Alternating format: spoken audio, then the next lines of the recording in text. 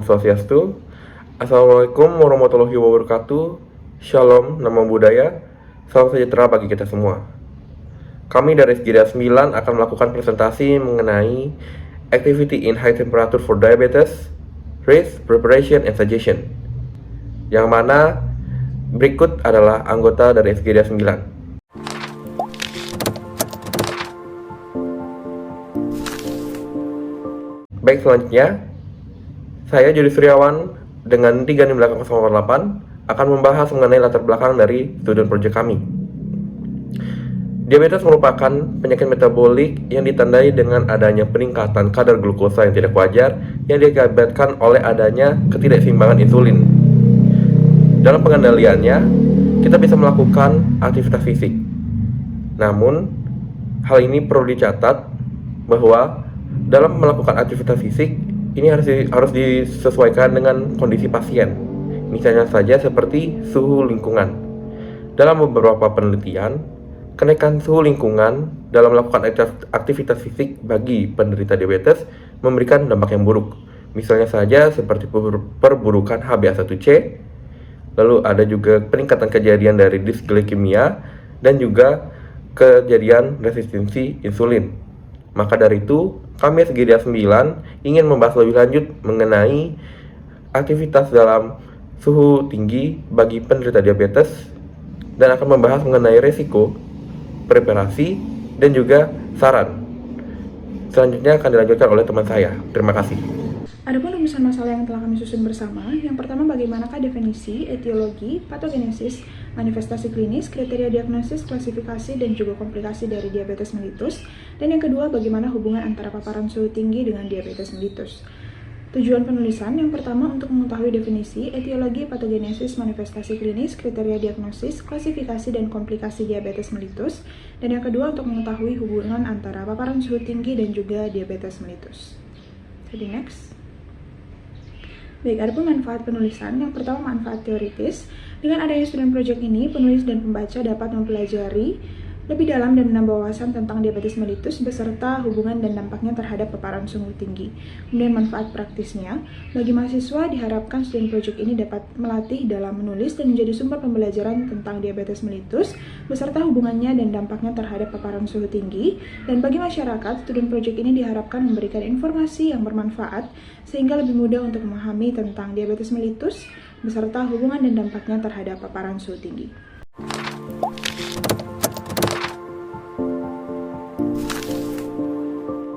Baik, selanjutnya masuk ke kajian pustaka. Perkenalkan, nama saya Andini M. Ambarita dengan 3 digit yang terakhir 020. Di sini saya akan membahas pengertian dari diabetes. Diabetes mellitus merupakan suatu gangguan metabolisme yang heterogen di mana kadar gula darah sewaktu itu sama atau lebih dari 200 mg per desiliter dan juga kadar gula darah puasa itu di atas atau sama dengan 126 mg per desiliter, yang dimana temuan utamanya adalah hiperglikemia kronis. Biasanya sekresi insulin ini akan terganggu dan terjadi hiperglikemia kronis pada pasien diabetes ini. Nah, biasanya juga disertai dengan berbagai kerusakan seperti gangguan fungsi dari beberapa organ, meliputi dari mata, saraf, ginjal, dan juga pembuluh darah. Mungkin bisa di next. Oke, perkenalkan saya Abraham Christopher Skadiosudo, dengan 7. Jadi hari ini saya akan menjelaskan mengenai etiologi diabetes. Jadi diabetes itu dibagi menjadi 2 tipe, ada tipe 1 dan tipe 2. Nah, tipe 1 ini dia merupakan hasil reaksi autoimun terhadap protein, dan juga diabetes tipe 2 itu yang disebabkan oleh kombinasi faktor genetik yang terkait dengan defek insulin, resistensi insulin, dan juga lingkungan. Dan juga ada karena faktor obesitas, makanan berlebihan, kurang gizi, kurang olahraga, dan juga stres dan penuaan. Nah, etiologi diabetes ini juga dia bisa karena kombinasi dari faktor genetik dan lingkungan. Penyebab selainnya itu termasuk sekresi atau kerja insulin yang berlebihan, dan juga gangguan metabolisme yang mempengaruhi sekresi insulin, dan ada kelainan mitokondria dan juga sejumlah penyakit lainnya yang merusak toleransi glukosa. Mungkin sekian dari jawaban saya. Terima kasih. Perkenalkan, saya Gusti Gosi Makal Sinenggerat dengan diagram terakhir 222 akan menjelaskan patogenesis diabetes mellitus. Baik, jadi diabetes mellitus itu umumnya dipengaruhi oleh faktor-faktor seperti genetik, gaya hidup, obesitas, resistensi insulin, dan faktor-faktor lain yang lebih dominan dalam patogenesis penyakit ini. Lalu ada 2 poin yang dapat berkaitan dengan aktivitas pada suhu tinggi dalam konteks diabetes, yaitu yang pertama ada pada suhu tinggi, di mana tubuh cenderung kehilangan lebih banyak cairan melalui keringat. Lalu yang kedua yaitu bagi individu dengan diabetes, di mana risiko dehidrasi dapat meningkat karena kadar gula darah yang tinggi dapat menyebabkan peningkatan buang air kecil atau polidipsia. Lalu adapun pengelolaan diabetes, di mana melibatkan pengendalian kadar glukosa darah, lalu pengelolaan berat badan, pola makan sehat, penggunaan obat-obatan, dan dalam beberapa kasus itu dapat diberikan pemberian insulin. Jadi meskipun mekanisme pastinya masih belum sepenuhnya dipahami, tapi pemahaman tentang patogenesis diabetes itu terus berkembang melalui penelitian dan studi ilmiah. Mungkin sekian dari saya, akan dilanjutkan oleh rekan saya.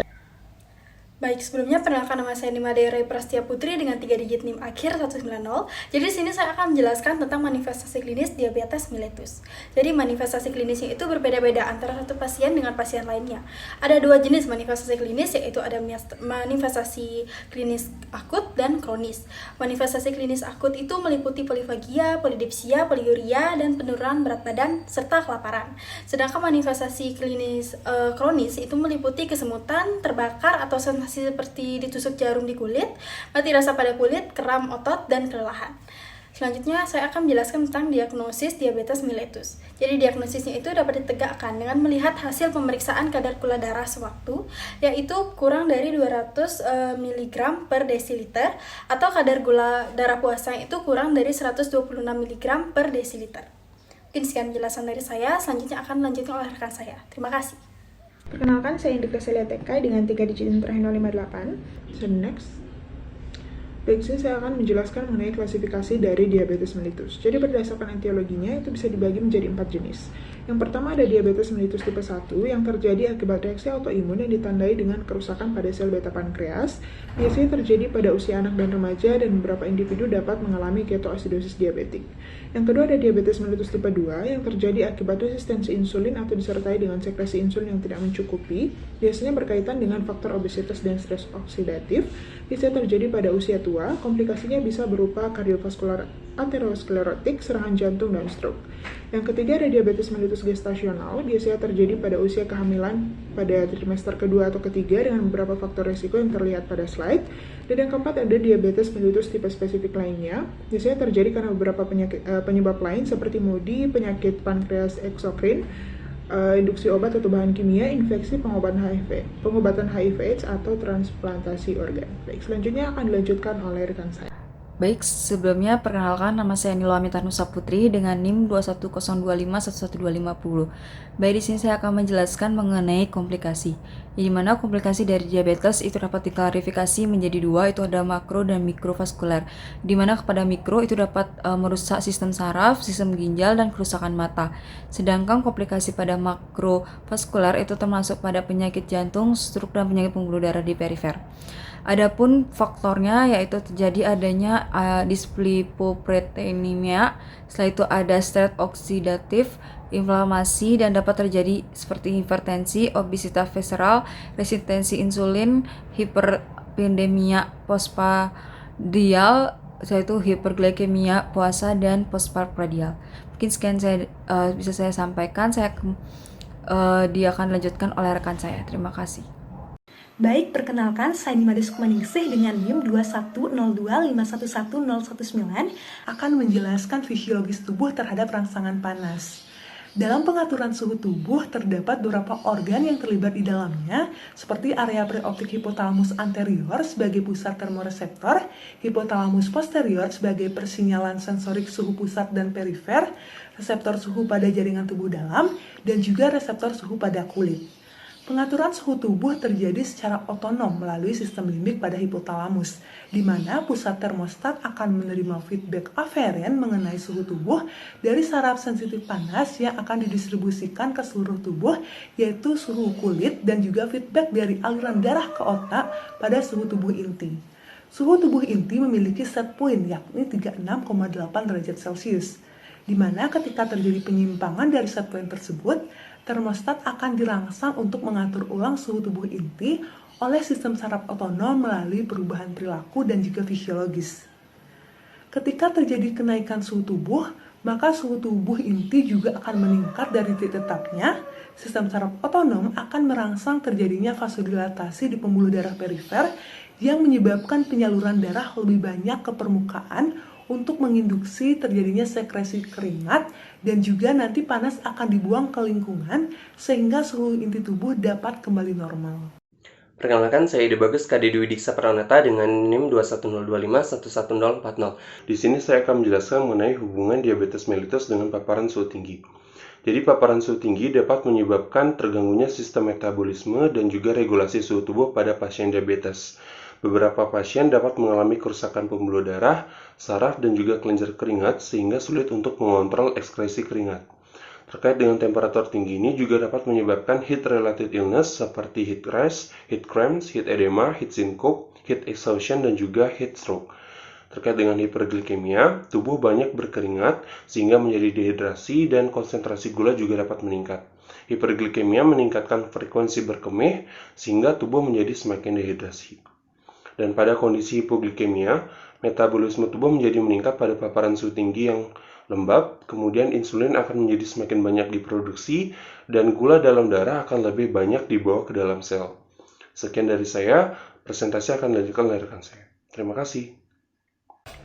Baik, perkenalkan nama saya Soltinetki dengan 3 digit Medicare 74. Saya akan menjelaskan mengenai dampak suhu tinggi kepada pasien diabetes mellitus.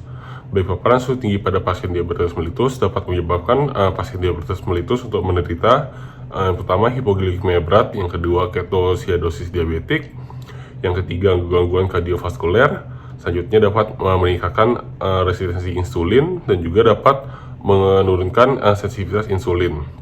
Dan juga pada pasien diabetes mellitus yang terkena paparan suhu tinggi itu terjadi gangguan metabolisme karena terhambatnya metabolisme karbohidrat serta penurunan sintesis lipid. Selanjutnya akan dilanjutkan oleh teman saya. Terima kasih. Perkenalkan, saya Putra Yudi Alsmitami dengan NIM 21025111145. Saya akan membacakan terkait dengan pengendalian risiko dan manajemen pasien diabetes pada suhu tinggi. Pengendalian ini dilakukan untuk mengontrol kadar gula darah penderita serta pencegahan risiko lanjutan yang lebih parah. Adapun usaha yang dapat dilakukan yaitu yang pertama, menjaga tubuh tetap terhidrasi dengan konsumsi cairan dan elektrolit yang adekuat. Yang kedua, melakukan pemeriksaan gula darah secara rutin ketika beraktivitas karena suhu tinggi dapat mempengaruhi kadar gula darah. Kemudian yang ketiga, berkaitan dengan poin sebelumnya, di mana perlu dilakukan penyesuaian terhadap kadar insulin sesuai dengan kebutuhan tubuh dengan berkonsultasi ke dokter. Kemudian yang keempat, hindari konsumsi alkohol dan kafein karena memiliki efek diuretik. Kemudian yang kelima, simpan insulin dan obat diabetes di tempat yang sejuk, jauh dari sinar matahari langsung karena kondisi panas dapat mengurangi efektivitas dari insulin. Kemudian yang keenam, gunakan pakaian yang terang, longgar, dan ringan, serta tabir surya untuk melindungi kulit dari terbakar sinar matahari. Kemudian yang ketujuh, gunakan alas kaki dan pastikan kaki tetap bersih dan lembab untuk mencegah komplikasi.